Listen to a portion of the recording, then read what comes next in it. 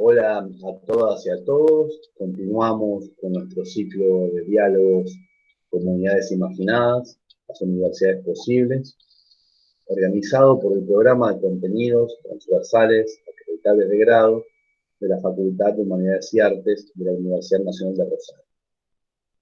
Hoy tenemos el enorme placer, el honor de recibir al doctor José Ángel Quintero Weir, hermano del pueblo Añú, la gente del agua, y también hermano del pueblo Guayú, la gente de la tierra, coordinador de la Unidad de Estudios Culturales, de Estudios y Culturas Indígenas, profesor titular de la Escuela de Letras de la Facultad de Humanidades y Educación de la Universidad de Zulia, Venezuela.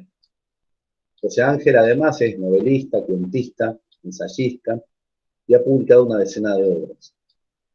Como integrante de Huayna, organización intercultural por la educación autónoma, impulsa la creación de la Universidad Autónoma Indígena. Como miembro de un pueblo originario, de dos en realidad, ha participado durante años en las resistencias de las comunidades indígenas de Venezuela. Nos acompaña hoy la licenciada María Emilia Vico, con quien coordinamos este programa. Mi nombre es Federico Borges.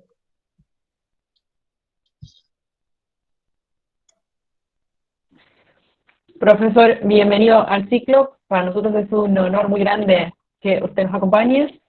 Y para comenzar con la entrevista, queríamos pedirle que se presente para los amigos de Argentina, contándonos la historia de su pueblo, de su territorio, así como el modo en que esa historia les fue transmitida y todo lo que usted quiera compartirnos sobre su territorio, sobre la educación y su tránsito hasta aquí.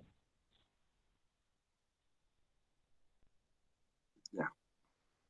Ajá. Anite aye, Teini José Ángel Quintero, güey. Y yo no yo, Julia, güey. Que tú, y yo no yo, Isabel, güey, Tawi. Que tú, y yo no yo, Berta, güey, Tawisha.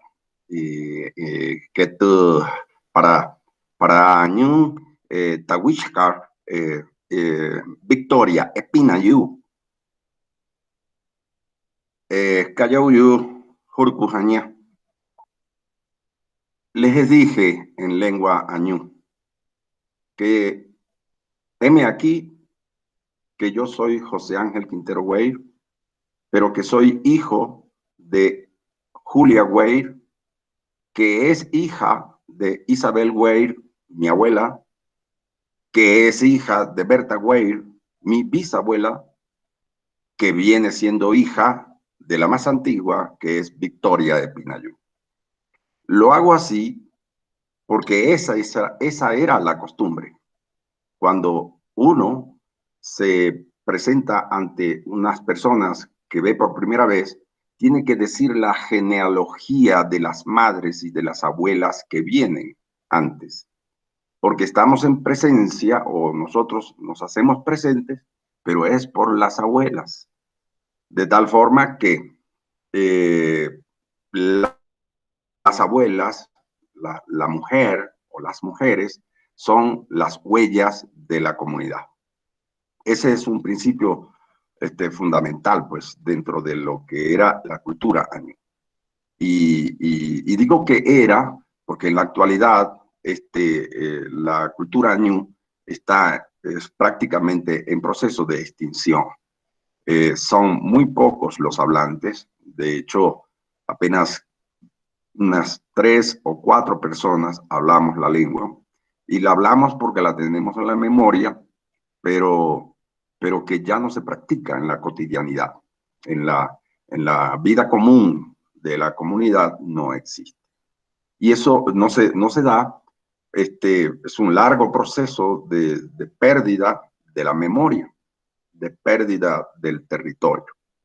Los añú es un pueblo que sí vive en el agua. De hecho, es a partir del encuentro que tiene Américo Vespucci cuando llega a la bahía o de lo que llaman el Golfo de Venezuela, que es la entrada del Mar Caribe hacia el lago de Maracaibo, que todo el mundo lo conoce como el lago de Maracaibo. pero que en lengua se les dice Karorare. Y Karorare no es más que el lugar del gran espejo. Eso es lo que significa Karorare. Y ese es el nombre que se le da en lengua a lo que llaman hoy lago de Maracaibo. Cuando Vespucci llega allí, Vespucci ve que existe, y él lo narra en su crónica, que hay unas 100.000 gentes habitando en casas enclavadas dentro del agua y que le recuerdan a Venecia. Pero por supuesto, eran casas o ranchos, dicen, de paja y de madera. Por lo tanto, no era tal Venecia. Le llamó a su imaginación la Venecia que él conocía, porque eran casas en el agua, pero definitivamente eran casas muy diferentes. Y por eso él la marca ya no como Venecia o como una nueva Venecia, sino que la llama sencillamente una Venezuela. Y así queda marcado, y ese es el nombre que se le da entonces a todo el territorio de lo que es actualmente hoy la República de Venezuela. De tal forma que son los añú, o el pueblo añú, el que da origen al nombre colonial de la República, de la actual hoy República. Y es el pueblo que habita en esas aguas, no solamente habitaba ahí en la bahía o en el Golfo de Venezuela, sino también en las aguas interiores del lago de Maracaibo y en los ríos que le son afluentes, los ríos que forman ese gran lago, que tiene unos 17.000 kilómetros cuadrados, es prácticamente un mar interior, y allí hay alrededor de unos 14 pueblos que todos son añú, aun cuando en la actualidad ninguno de ellos recuerda o habla la lengua. Incluso hay algunos que no se asumen ya como añú, sino que porque se produjo una mezcla, sobre todo en el sur del lago, con la población negra, que en la zona del sur del lago, la colonia estableció los grandes cañaverales donde se producía pues la caña de azúcar y el azúcar y todo eso todavía en la actualidad está presente. Y allí eran llevados los negros esclavos, de tal manera que cuando estos negros también escapaban buscando su libertad, se hacían cimarrones, decían, se mezclaban con los añú. Y hay dos pueblos que son palafíticos, que son igual pescadores como todos los añú, pero que se autodenominan como pueblo Congo y pueblo Ologá, que son ya dos términos bantú, por esa mezcla de negros con pueblo añú. Somos de esa región y nacimos allí y nos formamos durante muchos años, hasta 1960, hasta el 99, con la nueva constitución. Se rompe la cuestión de que los pueblos indígenas debían ser convertidos a la cultura nacional. Y por lo tanto, toda la formación, el proceso de formación para su integración a la llamada cultura nacional, estaba en manos de la religión, pues, de la iglesia. Pero todas las iglesias, ¿no? Incluso eso lo ratifican en la Constitución de 1961, se ratifica eso, y por eso todo el proceso, digamos, de integración a la educación y a la cultura nacional estaba en manos de la iglesia. De alguna forma, yo fui formado por los jesuitas, pero habían otras órdenes, estaban los franciscanos, estaban los capuchinos, estaban las monjas lauritas, pero también estaban los cristianos evangélicos.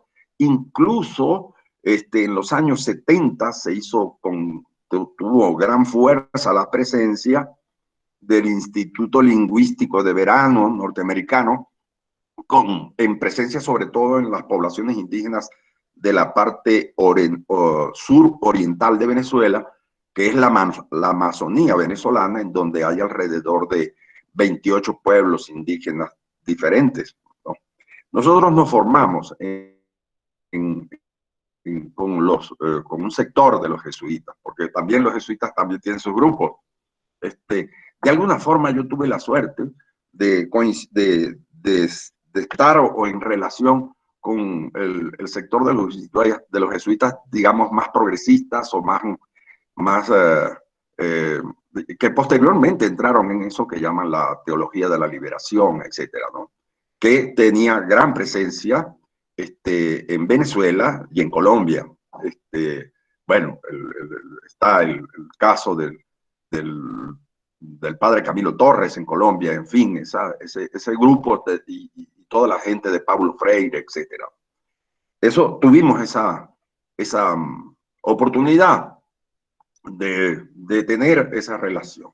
Pero siempre teníamos empezamos a desarrollar la idea de que por qué teníamos nosotros que aprender exactamente lo que ellos querían que aprendiéramos, pues, ¿no? Y empezamos a impulsar, además, a aprender en castellano. Cualquiera no entraba, cualquier pueblo indígena no entraba a la educación pública, precisamente porque tenía que hablar muy bien el castellano, y lo decían así, muy bien, y muy bien es como yo te lo estoy pronunciando. Cosa que no hace la mayoría de nuestros compañeros, todavía se le siente el acento de la propia lengua indígena. Éramos integrados así. Ahora, empezamos una lucha, más o menos estoy hablando de los 70, de los años 70 en adelante, la lucha por la educación intercultural bilingüe. Y insistíamos que era necesario ya el desprendimiento del dominio de la Iglesia Católica y tomar nosotros, como quien dice, el control de nuestro proceso educativo. Y logramos, en 1973, hay un decreto del Estado venezolano. En ese tiempo el presidente era Carlos Andrés Pérez, y decreta la educación intercultural bilingüe. Ahora, nos dicen, bueno, ahí está la educación, tienen el decreto, pero entonces, ¿dónde están los materiales? ¿Cuáles son los libros que van a utilizar? En fin, ¿quiénes son los maestros? ¿Cómo van a ser esos maestros? Entonces, se dio pues un proceso, eso fue una parte muy, muy interesante, muy importante, porque hubo un proceso de liberación, de imaginación. Tuvimos que crear muchas cosas, crear los alfabetos, porque todas estas lenguas no tenían escritura alfabética, y entonces empezamos a crear los alfabetos. Había una asociación de lingüistas de Venezuela en donde el principal, el más promotor o principal líder, pues digámoslo así, de ese grupo era el doctor Esteban Emilio Mozzoni. Es un personaje muy querido por todos nosotros, pero él es de origen húngaro, pero que se quedó en Venezuela, y allí está, y es hablante de 6 lenguas indígenas de Venezuela diferentes. Es un hablante perfecto del guayú naikí, que es la lengua de los guayú, y aprendió el añú porque yo estaba trabajando con lo del alfabeto, y yo le enviaba los casetes, en ese tiempo eran casetes, las cintas magnetofónicas, diciéndole, bueno, ¿cómo estoy transcribiendo yo los sonidos? Y él, solamente escuchando los casetes, después ya hablaba conmigo en lengua. Era un hombre, realmente es un hombre brillante, realmente un polilingüe increíble, ¿no? Aprende las lenguas rápidamente. Entonces, hicimos eso y empezamos, y se dio pues el proceso de la educación intercultural bilingüe. Pero 10 años después, nosotros formamos maestros.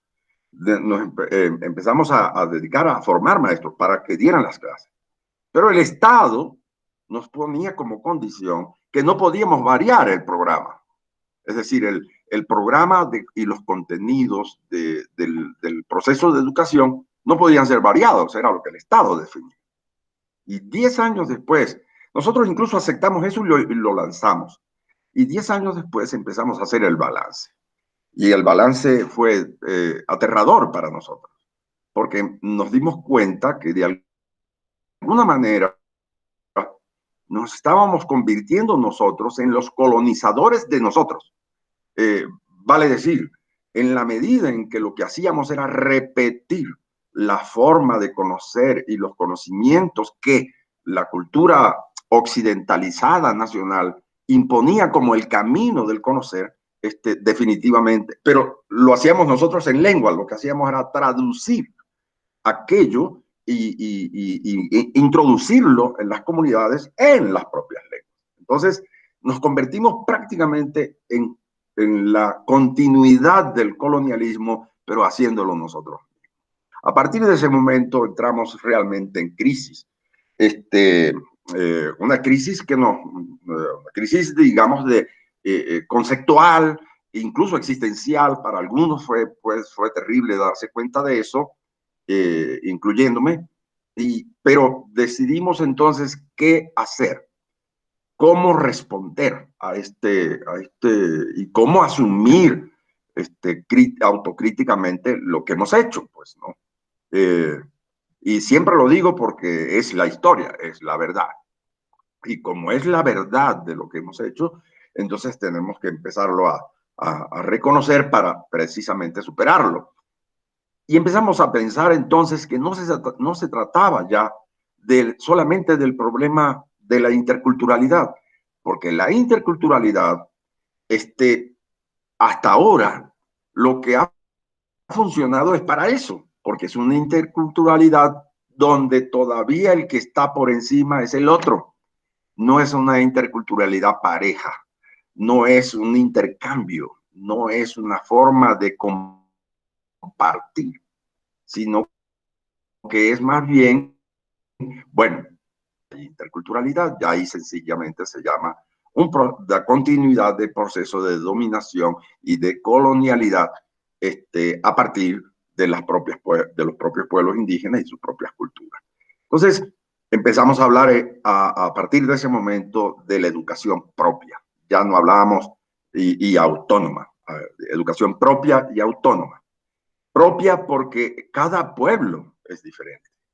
No puede haber una educación indígena para todos los indígenas. No, tenemos grandes diferencias. Hay gran diferencia entre un añú y un guayú, muy a pesar de que son parientes lingüísticos. Hay gran diferencia o mucha más diferencia entre un añú y un barí, que es el pueblo indígena que habita en la Sierra de Perijá, también de la cuenca del lago de Maracaibo. En la cuenca del lago de Maracaibo hay 5 pueblos indígenas: los añú, los guayú, los barí, los yucpas, que son también muy diferentes porque son de origen caribe. Los barí son de origen chipcha, están más bien vinculados a los cuna y a los embera de Colombia y algunos pueblos andinos. Y están los zapreria, que es otro pueblo caribe. Por cierto, los zapreria sí están realmente en proceso de desaparición total, porque apenas quedan unas 75 a 85 personas, no más, y además con grandes problemas de enfermedades y de infecciones que en la actualidad, incluyendo el SIDA, en la actualidad están liquidando definitivamente a ese pueblo. Va a desaparecer de manera definitiva. El asunto es que son pueblos distintos, son perspectivas de ver el mundo totalmente diferentes, muy a pesar de que compartimos algunas cosas, ¿no? Por decir algo, pues empezamos a entender qué es o cómo es nuestra educación propia. Y entonces, ¿cómo arranca pues nuestra educación? Y arranca o comienza a partir del momento en que dejamos de ser niños. Porque, por ejemplo, entre los años, un niño o una niña, por cierto, no hay distinción de género allí, todos son Ishon, Si me escucharon al principio, yo decía Ishon-yu. Ishon-yu significa la hija de o el hijo de. Porque todos son niños, son Ishon. Ahora, cuando el niño varón llega a una edad más o menos los 10 años, 11 años, y la niña hembra tiene su primera menstruación, dejan de ser Ishon. Deja de ser Ishon. En el caso de las niñas, ellas se convierten en ese momento, cuando tiene su primera menstruación, ella es Nyer. Nyer significa que está en transformación. Y entonces, a partir de ese momento, ella es desvinculada del resto de los Ishon y empieza su proceso educativo propio, por cierto, desconocido por los varones. Porque para eso, para ella, se hace una nueva habitación, que la llamamos Parú. Y dentro del Parú, que es invisible para los varones incluyendo su padre, dentro del Parú, a ella se le cuelga un chinchorro, una hamaca, todo el piso es cubierto de piedras, de rocas o de piedras del río, para que ella no toque el suelo. Y a partir de ese momento, entonces, quienes la ven son su mamá, su abuela materna, sus tías maternas, y se van turnando, incluso se pueden buscar a otras ancianas que le van a enseñar todo. Ella va a transformarse allí. Es como, yo lo veo como un capullo, cuando se encierra la oruga en su capullo y empieza a transformarse, y cuando sale de allí, ya ella deja de ser Nyer, y entonces se convierte en Mayur. Y Mayur es una señorita, es una mariposa, y sale de allí con una gran celebración que hace la familia, y con un vestido que ella se ha tejido o bordado dentro del Parú. Ese es el proceso, pero yo no sé lo que pasa adentro, porque es exclusivamente de las mujeres. Ahora, sí sé lo que pasa con los varones. Y con los varones es que entonces el tío materno, cuando ya uno llega a los 10, 11 años, entonces el tío materno, preciso eso porque no tiene nada que ver los tíos paternos. El padre es otra cosa. Somos una sociedad matrilineal y matrilocal. Entonces, el varón, el tío materno, le toma su mano así, y le dice, le tuerce los otros dedos y deja así. Y le dice, a partir de este momento, tú comienzas tu camino para convertirte en una mano. Nuestro gran horizonte es que cada uno de nosotros sea una mano. ¿Y cómo es eso? Explica el tío. Eres tú. Y el primer paso para ser una mano es cumplir con tu responsabilidad. Y entonces eres responsable. Debes responder por todo. Lo que haces, lo que piensas, lo que dices, lo que callas, lo que dejas de hacer. Eres responsable así tú no hayas participado. Si estás allí, eres responsable. Entonces, responsable o responder se dice asokuta. Y entonces una persona responsable es un asokutari. Y si es mujer, pues debe ser una asokutaru. Entonces, esta es tu primera tarea. Para ser responsable, entonces, le sube el otro dedo y le dice, tienes que actuar con verdad. No puedes mentir. Porque el día que mientes, definitivamente pierdes la responsabilidad. Estás siendo irresponsable. Entonces, tienes que ser verdadero. ¿Y por qué tienes que ser verdadero? Porque el mundo no miente. El sol sale todos los días y no te miente. Él calienta la tierra. La luna sale todas las noches y ella no te miente. Las aguas crecen o las aguas bajan, dependiendo de cómo ella esté en su fase. Las plantas no mienten, los animales no mienten, las aguas no mienten. Nada que está presente en el mundo miente en su hacer.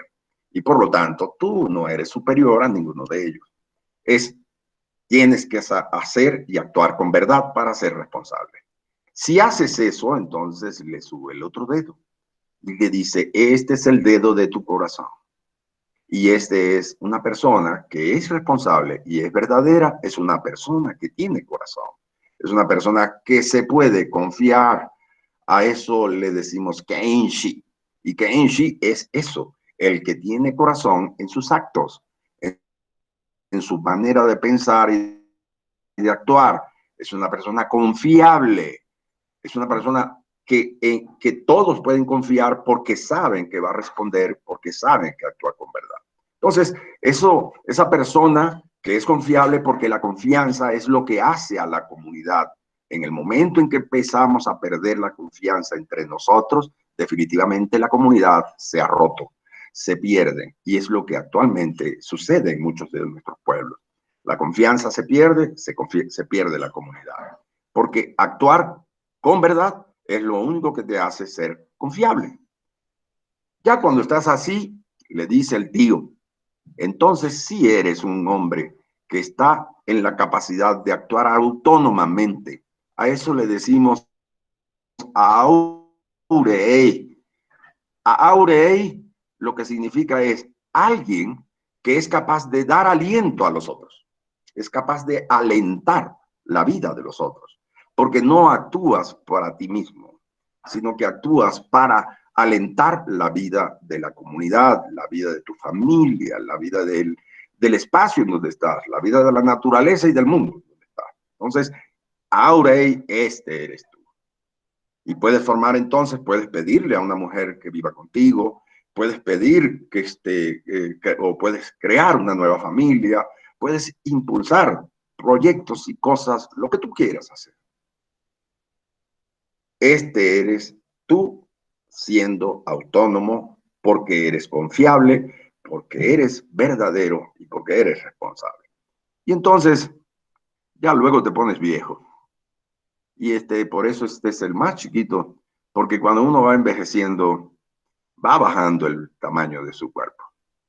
Y este es el que tiene la experiencia. Este es Keintari. Y Keintari lo que significa es que tiene sabiduría en su corazón. Es aquel que puede realmente enseñar, es aquel que puede mostrar o compartir las experiencias de su vida y con eso va a alentar a la comunidad. Entonces es una mano, eres una mano. Y ese es el principio, eso tuve yo que recordarlo para establecerlo como parte de nuestro proyecto de educación autónoma y propia.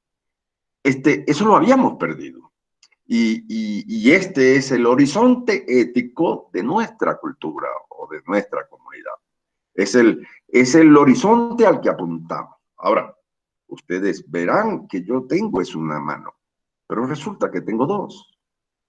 Entonces, si uno le pregunta a una abuela, ¿y qué hago con esta? Dice, esa no es la que necesitas. Necesitas la otra mano de tu compañero o de tu compañera. Nunca es tu propia mano. Tú no te das la mano a ti mismo. Tú le das la mano al otro, a los otros, a los que te acompañan, a los miembros de tu familia, a los miembros de tu comunidad, a los otros incluso diferentes, a los otros que no son como nosotros incluso, ¿no? Hay una palabra que nosotros tenemos que es Ayona Kane. Ayona es aquel que no es de nuestro pueblo. Federico es Ayona Kane. O un Ayona es Federico, no es de los Ayón. Sin embargo, si Federico es responsable, si Federico es verdadero en sus actos, si nosotros podemos confiar en Federico y Federico es autónomo, Federico es una mano para nosotros. Y por lo tanto es un Ayona Kane. Eso significa un extranjero o alguien extraño o alguien diferente a nosotros, pero que tiene corazón. Y por lo tanto eso lo hace miembro de nosotros. No tenemos el problema de el rechazo o ¿cómo llaman? El racismo o el establecimiento de que no nos podemos mezclar o no nos podemos, no, para nada. Pero eso no sucede con todas las culturas indígenas. Eso no sucede con todos los pueblos, pues, ¿no? Nosotros lo establecemos así. Ahora, entre los guayú, por ejemplo, tú puedes ser guayú, aun cuando no hayas nacido de un vientre guayú. Y puedes ser guayú en la medida en que hables la lengua. Cuando ya hablas la lengua, ningún guayú te verá como extranjero. Siempre te van a ver como un guayú. Y entonces, y vas a ser entendido, atendido y respetado como cualquier otro guayú. Es decir, no hay esa diferencia. Pero también tenemos lo otro, por el contrario. Tenemos el punto de que si aquel añú empieza a ser irresponsable, empieza a mentir, empieza a demostrar desconfianza o por el quien tenemos desconfianza, empieza a dejar de ser nosotros. Y entonces a ese le llamamos añún mon o añún mei. Eso significa un añú al que se le maleó el corazón, al que se le echó a perder el corazón y por lo tanto deja de ser de nosotros. Empieza a distanciarse de la comunidad y del pueblo. Estos son, digamos, principios, lo estoy diciendo así rápidamente, son principios sobre los cuales se va estructurando todo el proceso de enseñanza, porque el resto es aprender a pescar o aprender a capturar cangrejas o camarones o a aprender a capturar tiburones o pescar tiburones en el mar, en fin, todo lo que tiene que ver con el proceso de habitar, de comer, de convivir y de sanar, son, como quien dice, las cuatro áreas de los cuales todo miembro de la comunidad va a dirigir su proceso de aprendizaje. Digo el habitar, porque el habitar es la construcción de la casa. Es el elemento fundamental. De hecho, yo antes estaba muy alterado y preocupado porque la lengua se está perdiendo y llegué incluso en un momento determinado a hablar con las abuelas y decirles que necesitábamos recuperar la lengua, necesitábamos, y ese era nuestro objetivo. Y una de las abuelas me dijo, de pronto la lengua la podemos perder. Sí, a lo mejor va a desaparecer, me dijo. Pero lo que no permitas nunca que desaparezca es la casa en el agua. Yo después empecé a entender que definitivamente cada pueblo va a establecer un elemento de su cosmovisión y de su cosmovivencia como el elemento que los define. Y no necesariamente es la lengua. Es decir, la lengua, por supuesto, es importantísima, porque todo esto que te estoy diciendo y las palabras que te estoy diciendo son expresión también del sistema de pensamiento que tenemos y que nos ha formado. Y que ese pensamiento se va formando también en el momento en que vamos construyendo el territorio que nos pertenece. Entonces, la casa en el agua es el punto desde el cual el pueblo añú territorializó las aguas. Recientemente, cuando el presidente Chávez, con la nueva constitución, estableció la demarcación de tierras y hábitat, en la comunidad teníamos gran discusión, porque los compañeros decían, pero nosotros no entramos allí, eso no es para nosotros, esa ley es para los otros pueblos, porque no es para nosotros, porque nosotros no tenemos tierra. No, los compañeros no lograban entender que se hablaba era de territorio, sino no de tierras. El territorio no necesariamente es tierra. En el caso nuestro son aguas. Y lamentablemente todas esas aguas las perdimos. ¿Por qué? Porque en el lago de Maracaibo, que era el territorio más grande de los añú, se inició a comienzos del siglo XX la explotación del petróleo. Y eso implicó el despojo territorial de los añú. Porque en cada pozo petrolero que se establecía, generaba un radio de seguridad que impedía que cualquier embarcación pasara por allí. De hecho, podían ser detenidos y incluso más de uno fue despojado de sus embarcaciones, etcétera. Pues tuvimos grandes problemas con eso. Y por supuesto, la explotación petrolera también no es inocente, pues, ¿no? Cuando tú explotas sacas petróleo, no solamente sacas petróleo, sacas gases, sacas todo aquello que contamina y los peces se van. En el momento de la explotación petrolera, hasta ahora, alrededor de unas 35 especies se perdieron, se desaparecieron de ese lago y ya dejaron de ser este elemento importante para nuestro comer, que es el otro elemento. El habitar, el comer, son dos necesidades básicas materiales para la reproducción de la existencia de los pueblos. Y ese comer va a generar pues todo, no solamente es el alimento, sino también cómo hacerlo. Es decir, toda la culinaria, el patrón de consumo de cada uno de los pueblos se va construyendo en el mismo momento, en el mismo proceso en que se está construyendo el territorio. Porque no todos los peces están en el mismo lugar, no todos los peces aparecen al mismo tiempo.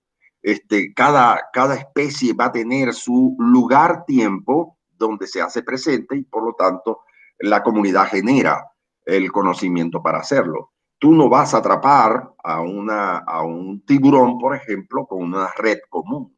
Necesitas hacer otro tipo de red.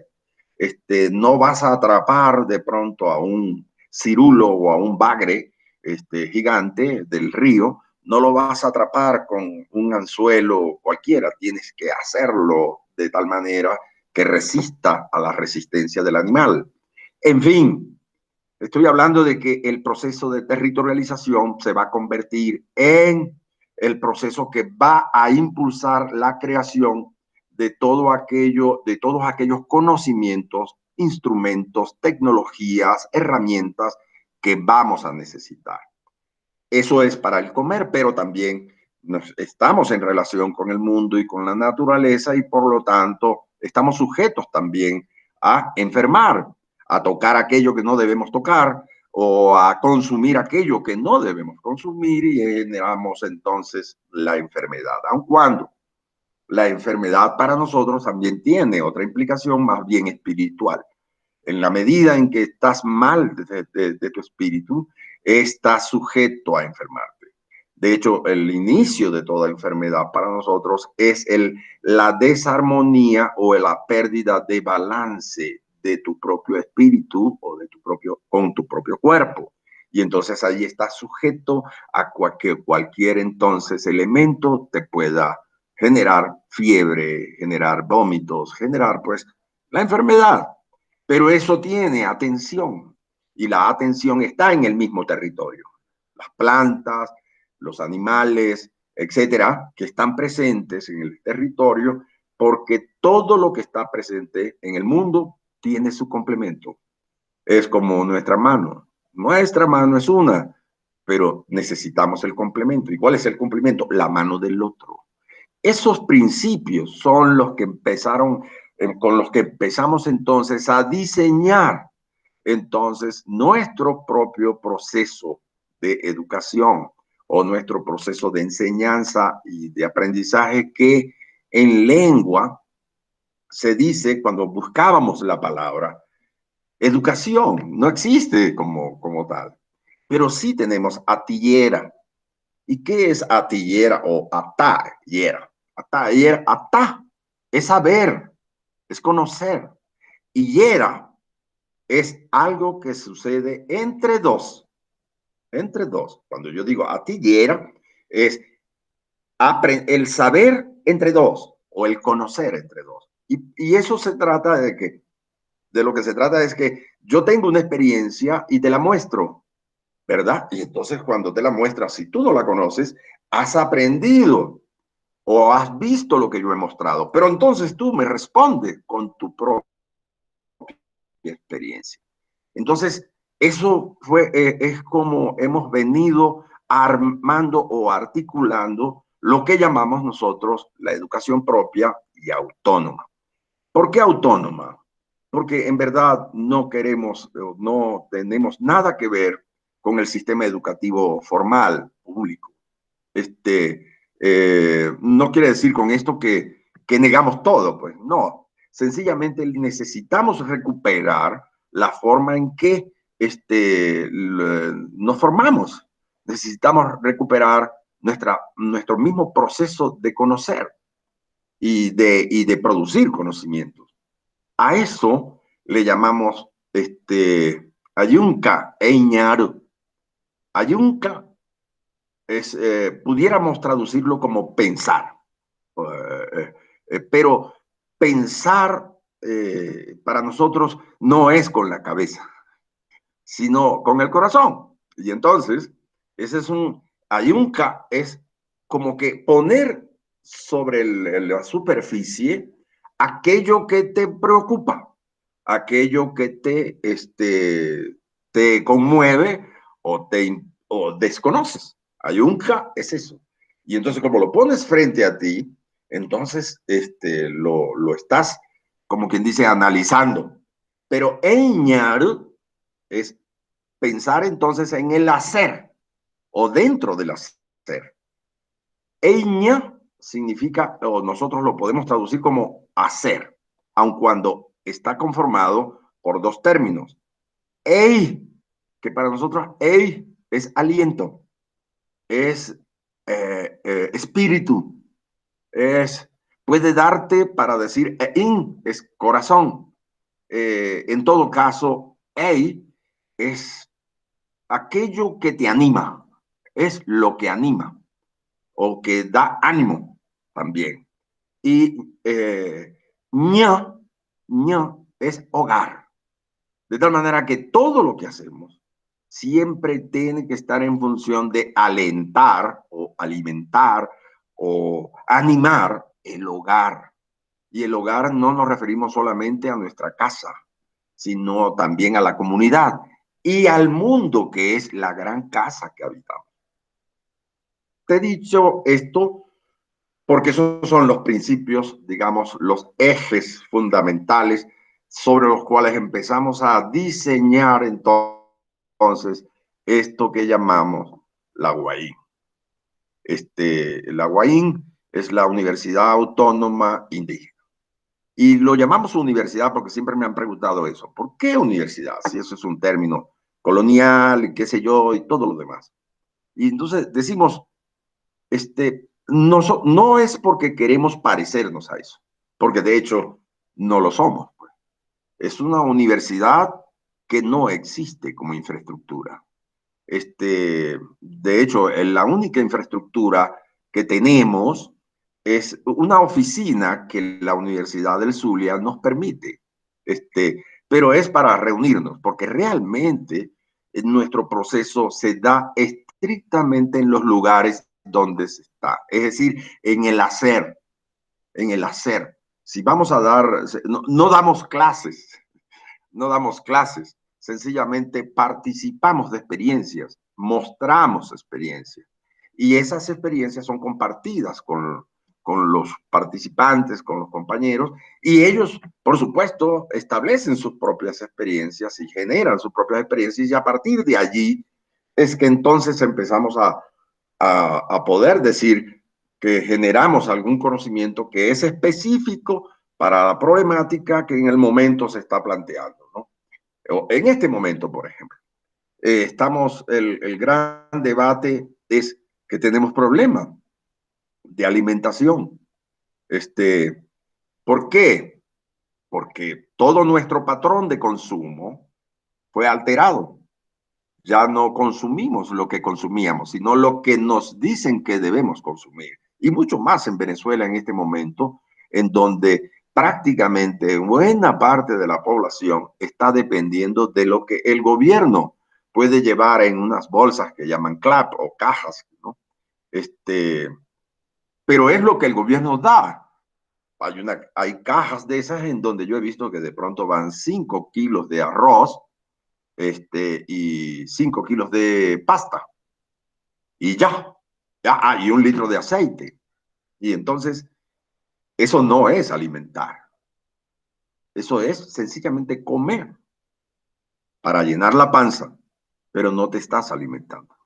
Y eso, pero ¿por qué eso sucede? Ah, bueno, porque es que resulta que ya no estamos consumiendo lo que nosotros antes consumíamos y que está allí, pero que fue descalificado, digamos, dicho como, mira, el que come eso es un animal. Por ejemplo, hay una planta que es con la que se hacen las casas, es la enea, en lengua le decimos a eso mariche. El mariche es una gramínea, una paja que crece muy larga. Las mujeres la tejen y esas son las paredes y los techos de las casas. Pero las raíces son eran puestas a secar. Y cuando ya luego que estaban secas, esas se maceraban, ¿verdad? Así, una piedra, y se hacía una harina, y con esa harina se hacía un atole, y ese atole se le endulzaba con miel de abeja, y entonces, miel de abeja del manglar, y entonces, tenías un atole, era la chicha, no tomábamos leche, pero entonces resulta que nos establecieron que había que tomar leche como sustitución del atole de raíces de enea. En la actualidad ha costado mucho para nosotros retomar con la comunidad porque allí está la autonomía de tu alimentación. Entonces, ha costado mucho porque como durante mucho tiempo, durante tanto tiempo, colonialmente te han dicho que es la leche la que te alimenta y no la raíz, que la raíz es una cosa de animales, de consumo para los animales. Definitivamente te pone ahorita en la circunstancia, en este momento de gran crisis, de gran dificultad económica, porque entonces sí, la leche puede ser muy buena, pero la leche vale dinero, cuesta, está fuera de nosotros, no es controlada por nosotros. Primero porque no somos criadores de animales, de vacas, estamos en el agua. Entonces, estamos dependiendo de aquello que viene de fuera, pero que además es impuesto por un fetiche muy, muy importante que es el dinero y que tampoco lo dominamos. Entonces, esos principios y esa forma es lo que hemos venido impulsando. En este momento, para ir terminando, en este momento yo estoy en Tlaxcala, México. En verdad, vine a México invitado para estar un mes o 2 meses. Pero resulta que me atrapó el COVID, la cuestión de la pandemia, y no me he podido mover. Entonces, lo que decidimos fue, porque también andábamos en eso, en cómo lograr apoyos, porque tenemos en Venezuela, la Guanjiragua tiene 3 espacios o 3 lugares en donde operamos, pues, o se están dando proyectos de comunidades de aprendizaje nuestro. Uno es en la comunidad, en el centro del país, en el estado Miranda, una comunidad que la misma comunidad se ha unido alrededor de lo que ellos llaman el agua nos une, porque allí habían problemas de agua, entonces la comunidad, por ahí empezamos el proceso de hacer y de pensar en el hacer, y está ese trabajo allí muy importante.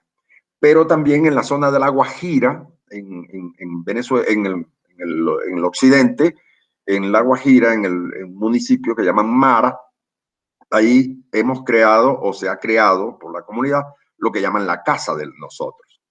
Y otro trabajo ya en la ciudad de Maracaibo y en la propia Laguna de Sinamaica, que tenemos 2 centros o más bien lugares de reunión o de desarrollo de las experiencias en una comunidad guayú y en una comunidad añú. Es decir, esas experiencias, por supuesto, son autónomas, no recibimos apoyo ni lo pedimos del Estado, aun cuando informamos de lo que hacemos, pero no pedimos, sino que preferimos más bien pedirle a los otros, pedirles apoyos si los necesitamos, ¿no? En este momento necesitamos generar algún apoyo Y aprovechando que yo estoy aquí, porque en Venezuela es muy difícil tener una cuestión en línea.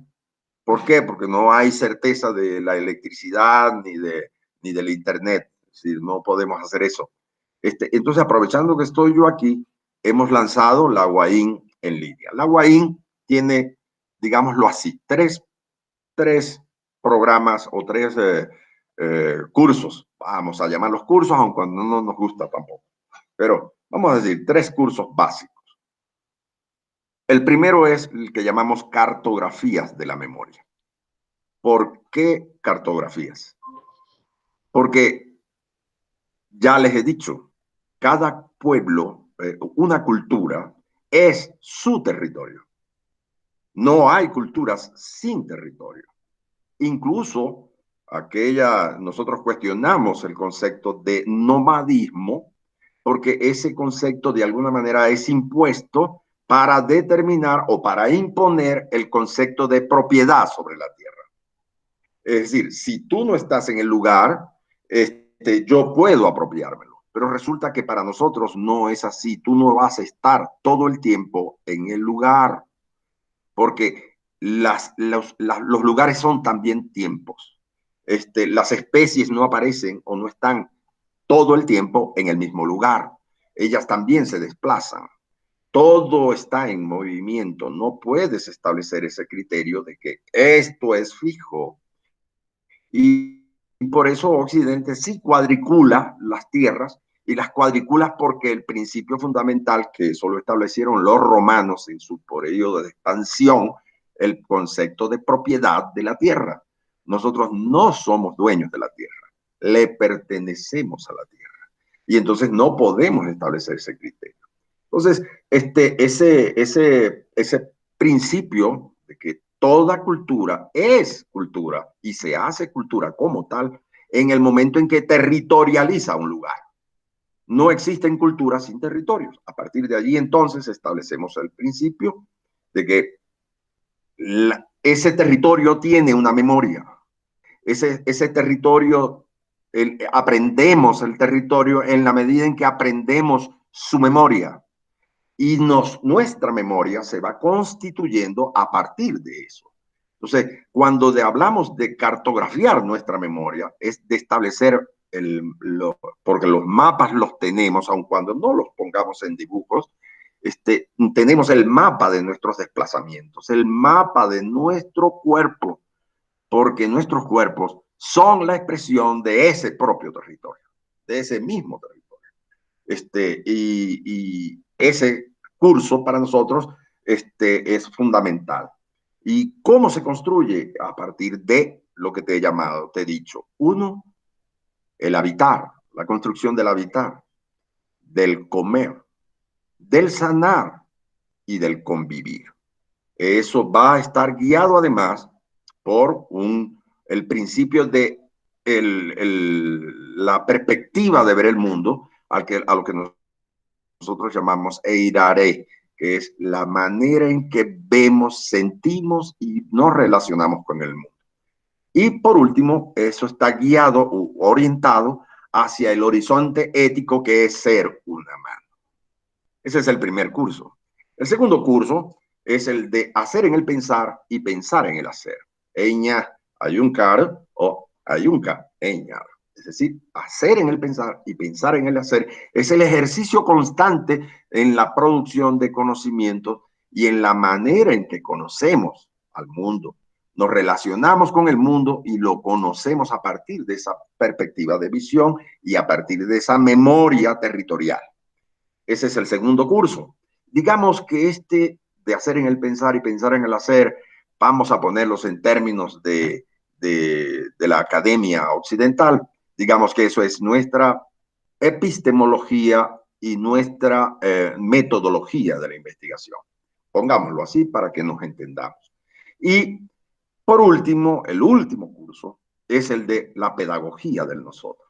Porque aprendemos todo eso, pero es para transmitirlo, es para enseñarlo a partir de unos métodos y de un sistema propio de enseñanza, que fue el que te hablé al principio. Cuando el niño deja de ser Ichón y la niña deja de ser Ishon e inicia el proceso de convertirse en una mano. Todos estas enseñanzas que tienen que ver con el comer, el habitar, etcétera, van a ser transmitidos de una manera particular y por unas personas en particular. Por ejemplo, el sanar, la enseñanza de la medicina propia, no la hace cualquiera. Yo no puedo enseñar eso, puesto que no tengo no soy formado para eso. Yo puedo enseñar algunas cosas de mis experiencias y me buscan para eso, pero para otras cosas no. Van a buscar entonces a lo que llamamos nosotros el OT o la OTSU, que son los que curan, pues, los que sanan.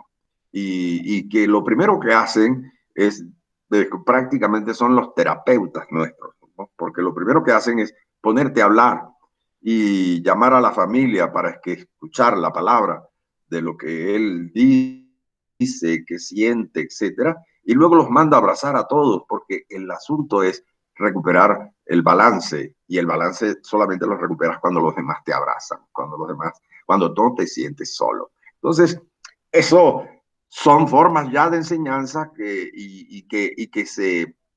se van a convertir como en un sistema de educación propio, que es el que para nosotros es el autónomo, porque no es para titular a nadie, no damos títulos, eso corresponde a otra visión de entender el mundo que no es la nuestra, sino para que seas realmente una persona completa.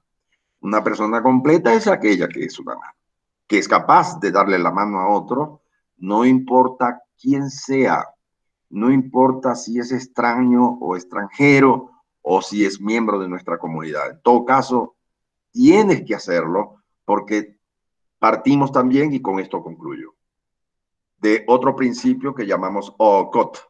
OCOT significa cortar para compartir. Esa palabra es compleja, es OCOT. De hecho, nosotros no existe en la lengua la palabra hablar. Hablar, con el verbo hablar, lo que yo estoy haciendo ahorita, para nosotros es OCOT. En todo caso, OCOT HONUKU. OCOT HONUKU significa cortar, compartir, lengua. Eso es hablar.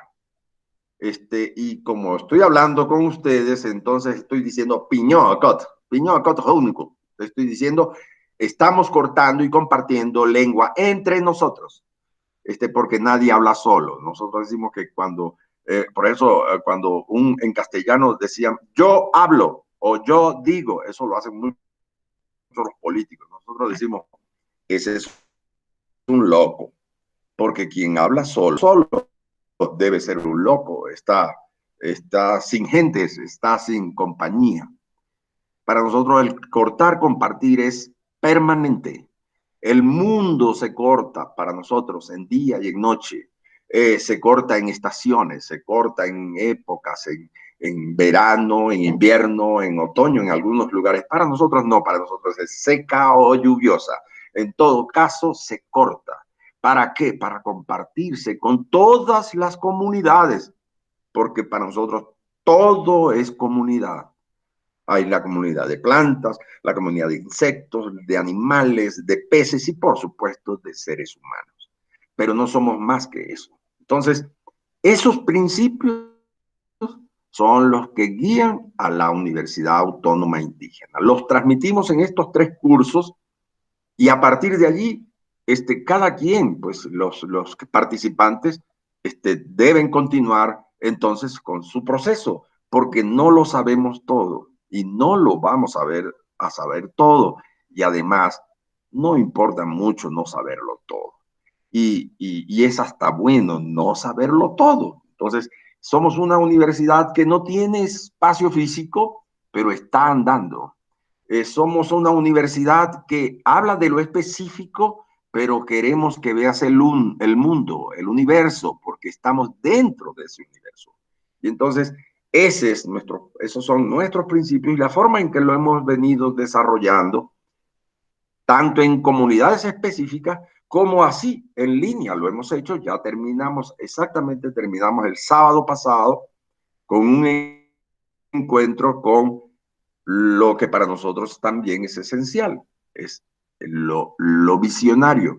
Terminamos con un encuentro con una compañera chamana de otro pueblo, del pueblo, ella es chicana, y nos dio, ella es de la comunidad del Águila, y nos dio sus visiones de qué está viendo el pueblo chicano en este momento como el futuro de esta humanidad que está metida ahorita en esto de la pandemia y que van a seguir viniendo pandemias si no recuperamos nuestro propio balance y nuestras propias formas de entender y de relacionarnos con el mundo. Con esto yo termino para ustedes, entonces ya me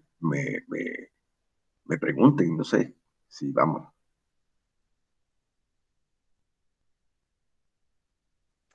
Profesor, sinceramente, todo lo que nos estuvo explicando es, además de conmovedor, nos enseña desde muchos lugares.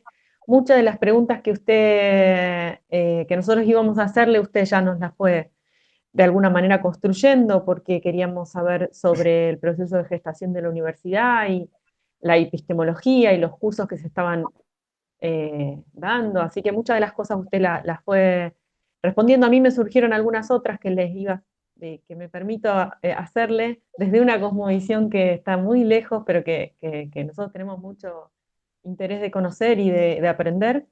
Me interesaba preguntarle, por un lado, si a la Universidad Autónoma en la que usted trabaja es solo para los pueblos indígenas de la comunidad o si también pueden transitarlo otros venezolanos y asimismo, por ejemplo, un argentino que quiera ir. Esa es una pregunta. Y bueno, por otro lado, que nos cuente un poco cómo en esta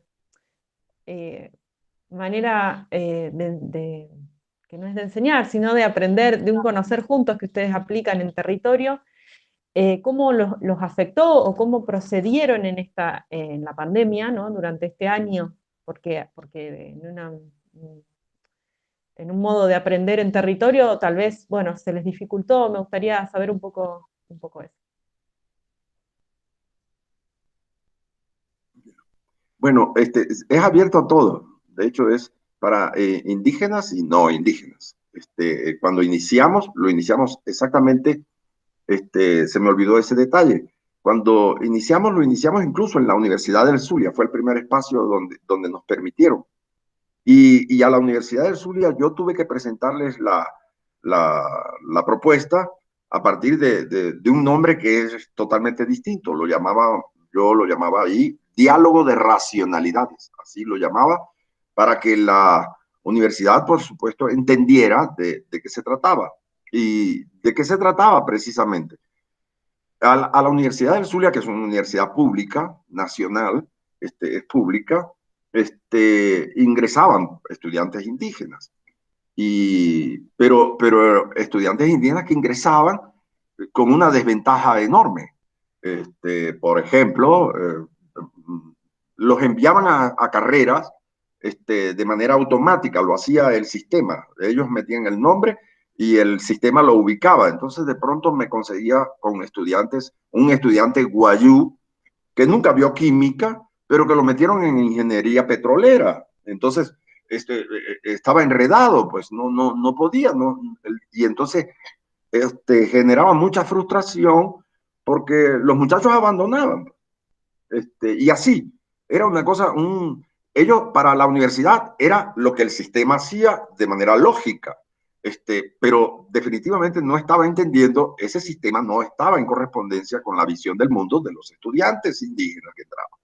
Por allí arrancamos, y lo llamé diálogo de racionalidades un poco y eso me permitió incluso liberarme de mis clases de literatura, porque me puso a atender, la universidad me puso entonces, bueno, usted como es el que está diciendo eso, pues entonces atienda a usted a todos los estudiantes indígenas que ingresan a la universidad.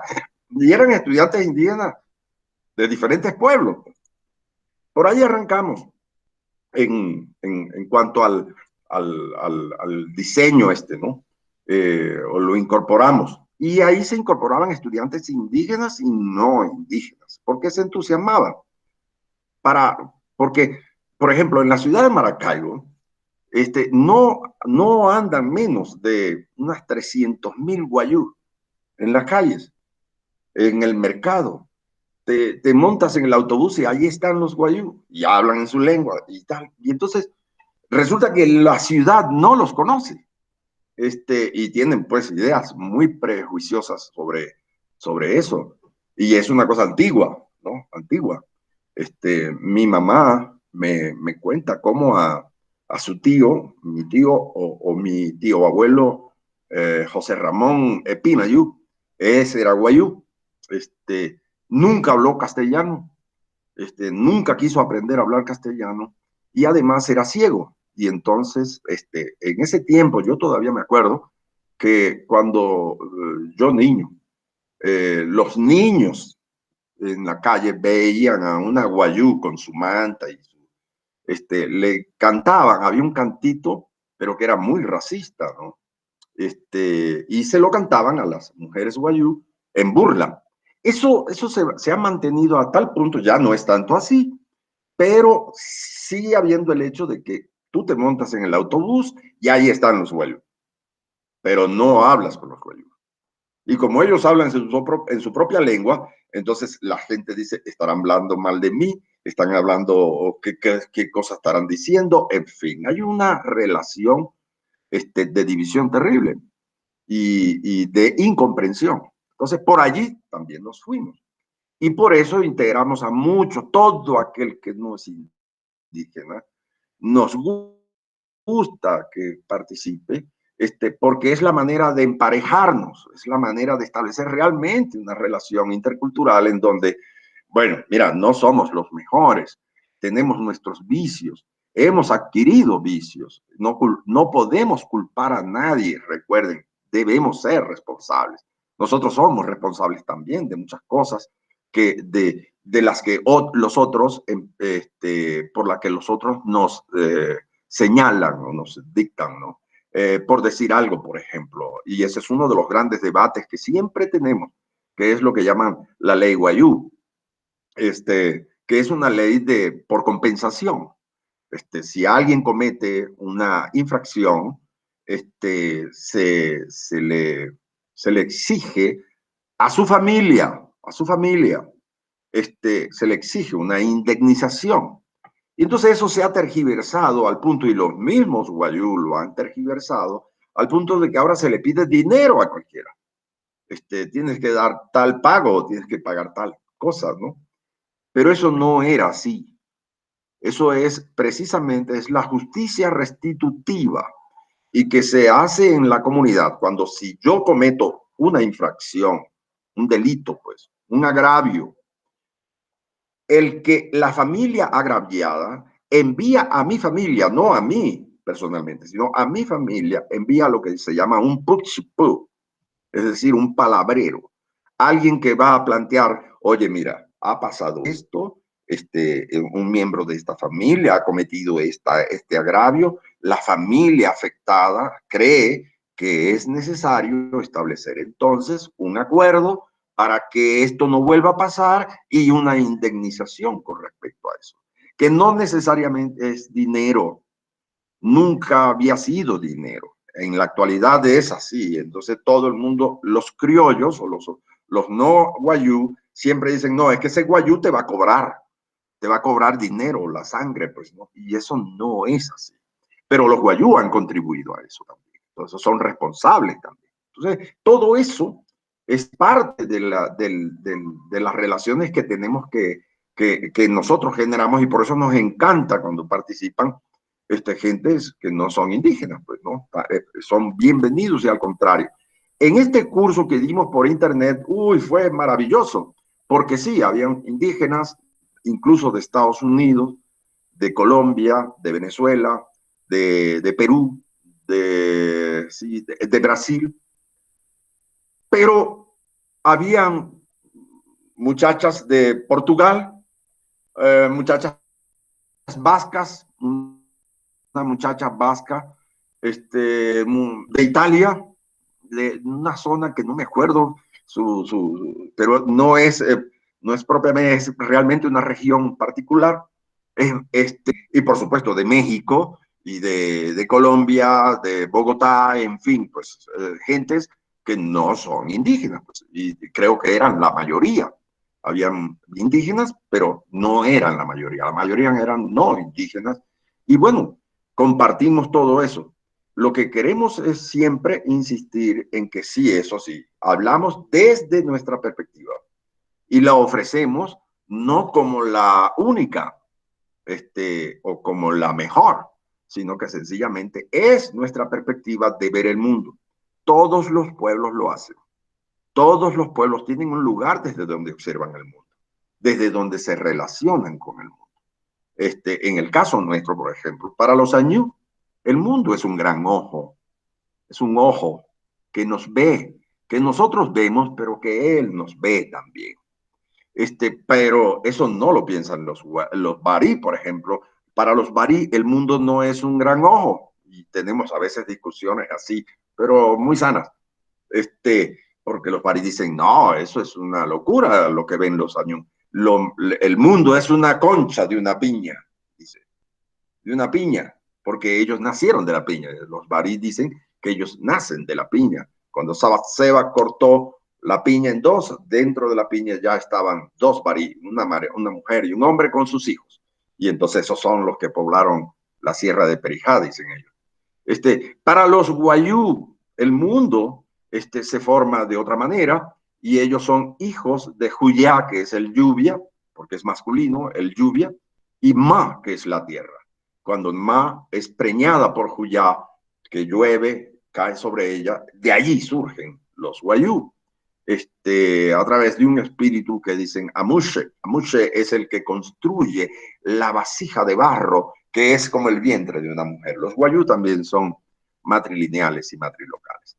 En fin, compartimos eso y lo compartimos, nos encanta compartirlo con los que no son indígenas. Porque, y en esto voy para la otra pregunta que me hiciste, porque en este momento no se trata de si eres indígena o no. No se trata de si eres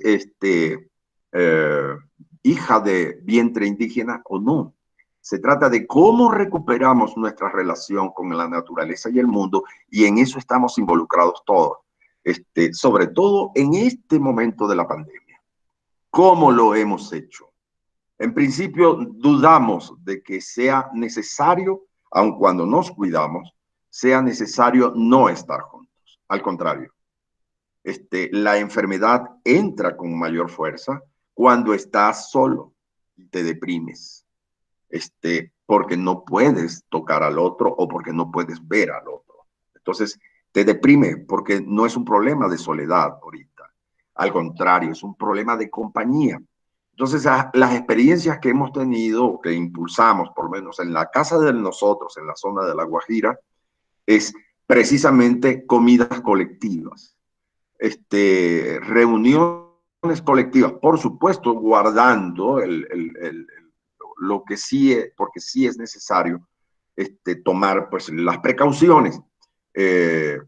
Y consumir, recuperar el consumo de los alimentos que realmente potencian tu sistema inmunológico, pues recuperar el consumo de hierbas, pues, ¿no? Lo que antes nos decían que esta gente come, son como burros, animales, comen vacas, comen hierbas y comen cosas así, pues resulta que esas son las que están potenciando el sistema inmunológico de nuestros compañeros y compañeras en esa zona. Y están participando gentes del pueblo que no son indígenas. Participan allí en la casa de nosotros. Estamos dando clase a los niños. Se le dan clase a los niños. Participan los niños. Manteniendo pues sus relaciones, su distanciamiento, el tapabocas, qué sé yo. Pues eso lo cumplimos. Eso lo cumplimos porque también es necesario. No podemos negar todo el otro. Entonces, sino que pero no nos acogemos al hecho de que, oye, aíslate, aislado tú por acá, no. Es necesario, al contrario, alimentar el espíritu nosótrico, y en eso intervienen todos. Estamos todos ahorita viviendo un periodo en donde lo que está en riesgo es la vida de todos, no solamente de los pueblos indígenas. Por supuesto, los pueblos indígenas, sobre todo en los territorios donde hay lo que Occidente llama riquezas o recursos naturales, están siendo atacados, porque eso no se ha detenido. La explotación minera, la liquidación de bosques, en fin, la apropiación y el desplazamiento de pueblos indígenas está a la orden del día en Brasil, en Venezuela, en Colombia, en Ecuador, en fin, pues, ¿no? En mismo Argentina he estado viendo, pues, las cosas de la liquidación de bosques y lo que está perjudicando al pueblo Wishi, por ejemplo. Todos estamos en eso, ¿no? Y por eso nosotros convocamos la emergencia del nosotros. Entendámonos como nosotros, no como los otros, sino como nosotros. Somos nosotros. Es decir, yo no pertenezco a un nosotros, y ustedes pertenecen a un nosotros, pero ambos estamos en este espacio del mundo, estamos en este tiempo y ambos estamos siendo atacados por algo que no dominamos nosotros, pero que nos perjudica a todos. Estamos al borde de una catástrofe planetaria. En estos días, recientemente, nos pidieron una revista técnica, científica, de biólogos y de geógrafos y qué sé yo, ¿cuál era la visión sobre el cambio climático de los pueblos indígenas? Pues, ¿no? Entonces, caramba, yo no había pensado en eso. Pero esa pregunta yo se la envié a un abuelo. Él se llama Rafael Jusayú, un guayú, un anciano. Y se la envié, estando yo aquí en México. Le hablé a un nieto de él, le dije, anda y pregúntale a tu abuelo, porque me han hecho esta pregunta y no sé cómo responderla. Anda y pregúntale, ¿cómo es que ven los guayú el cambio climático? Sobre todo porque en La Guajira, en este momento, van 5 años que no cae una gota de lluvia, imagínense. Y Juyá para ellos es el padre. Es como son ahorita, se sienten ahorita como hijos abandonados por el padre. Entonces, ¿cómo ven eso? Entonces el abuelo me respondió, en primer lugar, se ha ido Juyá porque le están destruyendo su lugar de habitación. Porque Juyá, según los guayú, vive en la Sierra de Perijá. Y ciertamente la Sierra de Perijá es un bosque, una selva lluviosa, tropical, húmeda. Llueve todos los días allí. Por eso ellos dicen que allí está la casa de Juyá. Pero Juyá viaja alrededor de la cuenca del lago hasta llegar a la península de La Guajira, donde están los guayú. Ellos lo visitan. Es como que llegó el padre y visita a sus hijos, los alimenta porque permite que tomen agua y que puedan sembrar su yuca, su maíz, su auyama, su calabaza, etcétera, lo que siembran los guayú. Pues tienen 5 años. Entonces dice, mientras estén tumbando el bosque, Juyá se va a ir. Juyá está fuera de su lugar. Y posteriormente, la siguiente pregunta que me hizo la revista era, ¿qué están haciendo para resolver eso? Y entonces el abuelo me dijo, bueno, pregúntale eso a los Arijuna, porque ellos fueron los que lo crearon. Nosotros no sabemos. Nosotros solo estamos resistiendo a lo que ellos han provocado. Eso, te lo digo, es porque estamos ahorita en este momento y tenemos que entender que eso que están viviendo los guayú no solamente está matando a los guayú, está perjudicando a todos. Está perjudicando a toda esa población. Pregúntense, por ejemplo, el lago de Maracaibo, les dije, tiene 17,000 kilómetros cuadrados de dimensión. Y eso era agua dulce. Era el más grande reservorio de agua dulce que tiene esa región. Pues esa agua se perdió con la explotación petrolera. Ya no es agua dulce. Está, por un lado, penetró el mar porque tuvieron que abrir la boca del lago para que pudieran entrar y salir los grandes barcos sacando petróleo. Ajá. Entró el mar, ya se salinizó por un lado. Pero por otro lado, las ciudades crecieron a su alrededor y el lago se convirtió en el gran receptor de los desechos humanos de toda esa población. En este momento, que está la crisis de la pandemia, yo hablo con mis hijos, estoy realmente preocupado y quiero regresarme, pero no me puedo mover todavía, porque no hay agua. ¿Cómo resuelves el problema si te están diciendo, los médicos te dicen, oye, tienen que lavarse las manos? Pero resulta que pasan 3, una semana, 15 días y no hay agua.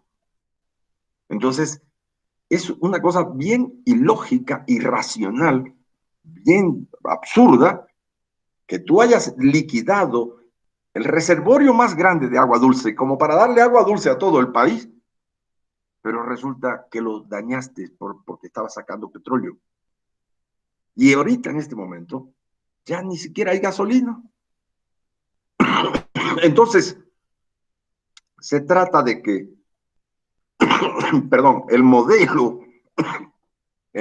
de esta civilización capitalista nos está matando a todos, nos está llevando al desequilibrio total de todos, no solamente de los indígenas. Ya nosotros como Añú perdimos el lago de Maracaibo. Ya eso no vamos a volver allí. No es posible. Ya ni siquiera se puede pescar mucho allí. Está perdido. Ok, está bien. Lo perdimos. Nosotros, un pueblo. Pero resulta que lo perdió todo el país. Todo el país. Lo perdió, la posibilidad de vida la perdieron todos, no solamente los años. Entonces, entender eso es muy importante. Y por eso no tenemos ningún de actuar contra el COVID. Por ejemplo, los Wayuu, ellos han activado el sueño. Esa es otra parte muy importante que forma parte también de nuestro proceso, porque para nosotros el sueño no es, como decía Freud, la manifestación de nuestro subconsciente y qué sé yo, pues no, eso tiene su cosa, pues está bien. Él lo piensa así, pero para nosotros no. El sueño, nosotros vivimos en la dimensión de la realidad viva que estamos ahorita. Pues ahorita estamos hablando y nos sentimos que estamos vivos aquí. Pero cuando vamos al sueño, cuando dormimos, cuando descansamos, entramos en la dimensión del espíritu, ya no de nuestros cuerpos presentes, sino la posibilidad de nuestro espíritu desplazarse en esa dimensión que es intemporal del sueño. Y cuando estás en el sueño, porque no es cualquier sueño, es cuando estás en el sueño verdaderamente, cuando estás soñando, entonces estás entrando en contacto con aquello que el espíritu te está señalando, le está señalando a tu cuerpo, y puede ser algo que pasó, algo que hiciste o algo que va a suceder. Por decir algo, para ponerles un ejemplo. Si tú sueñas, María, llegas a soñar, por ejemplo, con cigarrones, ¿no? Estos insectos negros que zumban, ten cuidado, porque es un enemigo y te van a disparar. Los cigarrones son balas, son proyectiles, entonces ten cuidado. Y eso la abuela inmediatamente te agarra y dice, hay que encerrarla, hay que bañarla. Hay algo que está actuando o que va a actuar en contra de María, pues. Entonces, a algunos los entierran, incluso se hace una fosa, se entierra, se colocan ramas, se cubre y se le protege. El sueño para nosotros es vivir nuestra vida completa. Es vivir la vida completa. Es decir, vivir en cuerpo y espíritu. Ahí es en ese espacio. Y por lo tanto, lo que nos dicen los sueños es algo que tenemos que cumplir. Entonces, los Wayuu, con respecto en medio de la pandemia, activaron sus sueños. Esos sueños no son interpretados por cualquiera. Hay personas que su proceso de formación en su educación propia los constituyen como los grandes interpretadores de sueños o aquellos que tú puedes buscar y te van a dar la respuesta, ¿no? de lo que soñaste y por qué lo soñaste. Y de lo que debes hacer, si es algo malo o es algo bueno. En fin, se soñó y las abuelas dicen, hay que llamar, es decir, el que está provocando nuestra enfermedad, en el caso de los guayú, es que Juyá no se está haciendo presente. Hay que convocarlo, hay que invitarlo, pero tenemos que reconocer los males que hemos hecho, las responsabilidades que nosotros tenemos, porque quienes en todo caso aceptaron la explotación de carbón en su territorio fueron los guayú. Cuando el gobierno se los propuso, ellos aceptaron. Y por lo tanto, ellos son también responsables. No pueden negar su responsabilidad y a partir de ahí se hace un ritual que es el que se llama el Yomna. Es una danza en donde la mujer es la tierra y el varón, el danzante, es Juyá. Y en ese caso, la danza es un movimiento circular alrededor de una gran rueda de personas. La tierra, la mujer con su manta extendida, va acosando a Juyá, que corre de espaldas hasta que Juyá cae. Si logra la tierra que Juyá caiga, es porque va a llover. Eso se ha estado haciendo durante todo este tiempo, porque Juyá en el sueño ordenó eso. Tienen que hacerme tantas convocatorias y tantas fiestas o celebraciones de ese tipo, hasta que yo sienta que ustedes han cambiado su parecer y su forma de actuar. Porque para el guayú hay todo esto del virus. Lo que Occidente llama virus, los guayú le llaman Yorujá. El Yorujá es una comunidad de seres invisibles que parece que estuvieran muertos, pero resulta que están vivos. Esos son los virus. No los vemos, están en el mundo, están en los árboles, en las plantas, en los bosques, en los mismos animales. En fin, el Yorujá puede tomar incluso tu propio cuerpo y es cuando entra la enfermedad. Entonces, para que el Yorujá sea atacado, tiene que venir Juyá.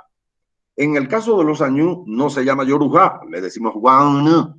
Y Guanú es un enemigo, es nuestro contrario. Y por lo tanto hay que respetarlo, no provocarlo. No queremos guerra con ese enemigo, no queremos confrontación con ese enemigo.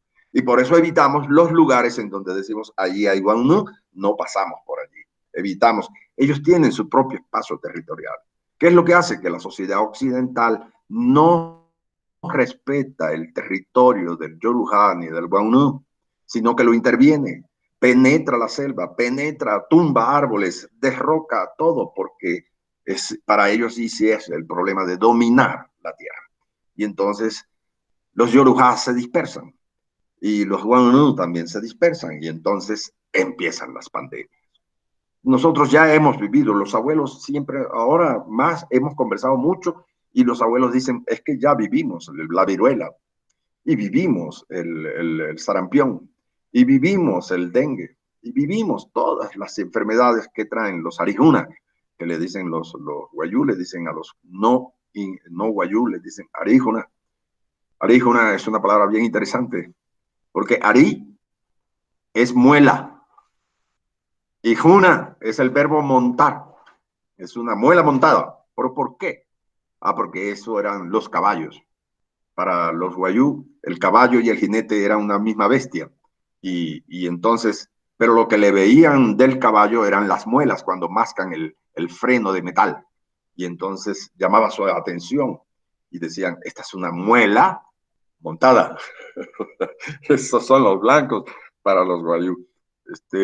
Y eso lo conversamos también, así, muy sanamente, porque esa palabra que nace como ofensiva, realmente es ofensiva.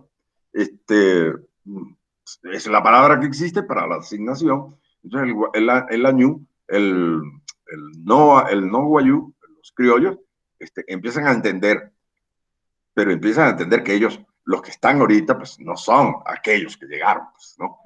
Pero ese es el nombre, pues, ¿no? Entonces empiezan a tratar con nosotros de encontrarse su propio nombre, porque eso también lo hacemos.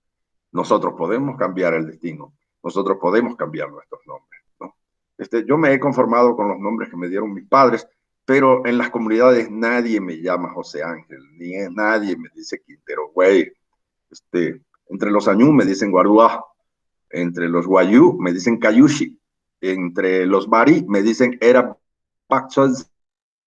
Es decir, tengo nombres en cada una de las comunidades con las que nos relacionamos a través de la Guayú. Bueno, no sé qué más pueden preguntar, si no, pues ha sido un placer conversar un ratico con ustedes y echarles todos estos cuentos. Puedo contar muchas historias, puedo contar mucho. Podemos estar aquí hasta mañana si quieren, pero creo que ustedes también tienen su propia. Me gustaría compartir con compañeros, con estudiantes, con los que ustedes trabajan. Estoy a la disposición hasta que me vaya de Tlaxcala, hasta que regrese a Venezuela, porque allá estando en Venezuela no les puedo garantizar que vamos a hacer esto. Aunque espero que esa realidad cambie y que cambie pronto, porque todos estamos sufriendo, todos, no solamente los antichavistas o no, todos están sufriendo, todos. Entonces, esperamos eso. Muchas gracias entonces, compañeros. Muchísimas gracias, profesor. Fue enorme el placer. La verdad que hemos disfrutado compartir la lengua con usted, ¿no? No sé si vamos a volver a decir charlar o hablar, sino hemos compartido la lengua. Hemos aprendido muchísimo. Hemos podido...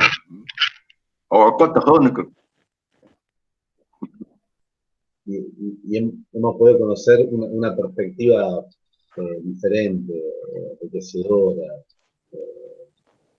que nos permite repensar, ¿no?, la idea de progreso, de desarrollo.